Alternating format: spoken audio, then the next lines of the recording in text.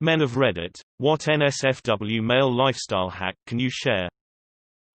Put a pillow beneath a girl's lower back to angle her up slightly during sex. Have her pull her knees to her chest. Or better yet, do it yourself. This angle makes it easier to hit her G-spot, and also lets you go as deep as possible without anything in the way. Bonus is that it straightens the rectum, so it really helps if anal is your thing. It's literally the only way my fiancé ever wants it. Same reason that squatting when you poop prevents hemorrhoids. Clean your dick daily. And your ass. Both of these things shouldn't have to be said. Don't stick your dick in a shampoo bottle. Or a coconut. Someone tell me how to be able to pee sooner after sex, please. Drink more water before, after, and during sex. Honey, what are you? Got her hydraate? In the shower, run the water cold if you have cum on your hand. The hot water activates the protein like scrambled eggs, which causes it to turn into little sticky balls. Cold water will wash it away. For shaving your asshole, put a DVD, CD, Blu-ray, or something similar on the floor and squat over it. You'll get a nice reflection and the hole in the CD will block out the sight of your own butthole.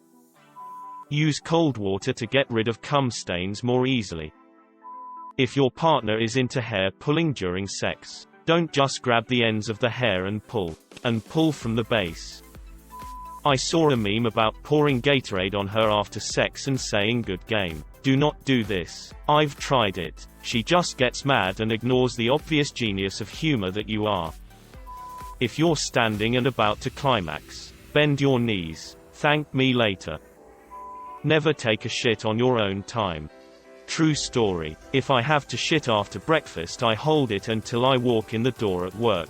My body is trained now like Pavlov's dog though. I shit like 5 times a day and 0 times a day on my days off. Do Kegel exercises. I recommend while brushing your teeth or any other twice daily task. Hold 3 to 5 seconds. Release for 3 to 5 seconds. 10 sets a couple times a day. Aid stamina. Orgasm control. Even getting that last bit of pee out. 2. I assume good for prostate health as well, but I can't speak for sure on that. Can also make ejaculations more like dropping Mentos in Coke rather than water leaking from a busted garden hose, so consider investing in protective eyewear. Let her in the car first. Then when you walk around the car you can fart. If you feel really cold but your balls are hanging normally, congratulations, you probably have a fever. With the grain on the face, against the grain on the balls. Do them the day after the other because the razor will forget everything by then. The razor will forget everything by then. I like your thinking. If you are shaving your pubes and need to shave hair on your shaft, get an erection first. It makes it much easier to shave. Also, coconut oil is a nice moisturizer for the dong. I try but my wiener gets scared when I bring out the razor. There little fella. Close your tabs immediately after finishing your research. If you press just below your balls after peeing, it pushes the remaining pee out so you don't need to shake. Are you referring to the gooch? It takes just as long to pretend wash your hands as it does to actually wash your hands. Wash out a soap dispenser like very well and refill it with water-based lube. Remove all the labels so you don't mix it up. During sex, it's easy to get more whenever you need it, and you should use it anytime you feel a lot of friction. Also switch to polyurethane condoms. They work just as well, but hardly anyone is allergic to them. I know you mean a pump bottle, but I can't help picture one of those wall-mounted ones next to a bed. Can you imagine one of those motion-activated ones right above the bed? SKKYRRRTTT baby, did you just spit on me? LMFAO, I'm imagining someone waving their penis under it to get it to dispense lube. If you stop caring about trying to get laid, your life gets way less complicated and cheaper. Get some silky nice underwear. You won't regret it. Tried it. Just wound up being aroused all day. Some of those sex positions will bend your dick. Don't do those. Penile fractures are a thing. Use the flat of your tongue when eating her out.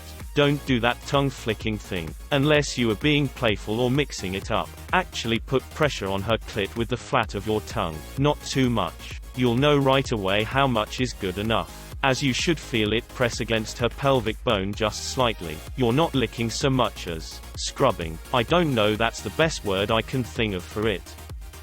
If you have an unwanted boner at a bad time, flex your thigh muscles as hard as you can. Blood will go to your thighs instead. Not sure about the scientific explanations, but it works. When my dog gets a little too randy at the dog park, I pick him up and hold him upside down so all the blood goes from his twig and berries to his head. Buy body groomer clippers if you want to manscape. It's much easier, and a razor will just cause irritation, ingrown hairs, and chafing. And if you let it grow back and it starts irritating you, use hair conditioner. File any fingernail that you hope to put into a butthole. But ask first. Don't just walk up and start trimming her nails. When you are in a noisy bar shout talking to each other, her nose will be just behind your ear. That's where the cologne goes. Jerk off before you text that girl. If you still want to talk to her after you came, congrats, you like her. If not, you just want to There is a term for that. It's called post-nut clarity. If you imagine your toilet bowl as a clock face and you concentrate your pee stream at about 11 o'clock or 1:30 thereabouts, you can create a pretty sweet whirlpool effect. Double fun if you try to cancel out or turbo boost the flush swirl.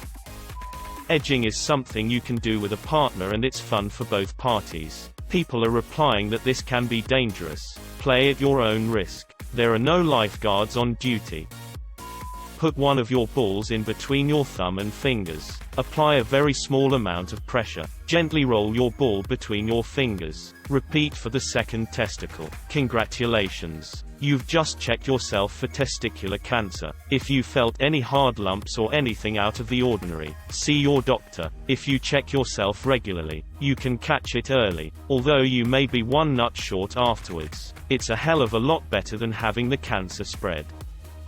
When you phone to speak to an organization for whatever reason and the operator says please hold, all of our personnel are tied up at the moment, don't say ooh, kinky.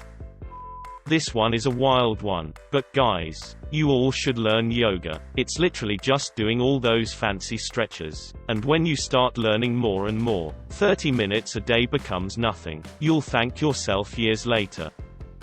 Not so much of a life hack but more of a diagnostic. Your body will almost always perform based on your lifestyle. Sex is a reflection of what you eat, how much you sleep, how stressed you are, and how much you want to do it. Almost all guys have felt that feeling when you wanna be full mass but you're only getting 75%. What I'm saying, if you wanna get your sex life in prime condition, you gotta work on all the other parts of your life. I'm not a man, but I know for a fact that my husband, who would be mortified if he knew I was telling you, puts either baby powder or cornstarch on his balls if it's gonna be a hot day to avoid chafing. Or maybe this is knowledge men are born with and I'm just excited because it may or may not have blown my mind. I'll be over here. This thread is great for all the sex I'm not having. If you pull apart your butt cheeks and use the right pressure, you can do silent farts 100% of the time. With practice you'll be able to do it hands-free. Press the G-spot and the clitoris at once to take a screenshot. If another guy ever borrows your razor, say, "My ball razor," they won't borrow ever again. If you mangle that which dangles frequently, use lube and a looser grip. You'll be more prepared to have a better time doing the real deal. Beware the death grip. I've been firmly grasping it for so long it took longer than we'd both like for me start feeling it.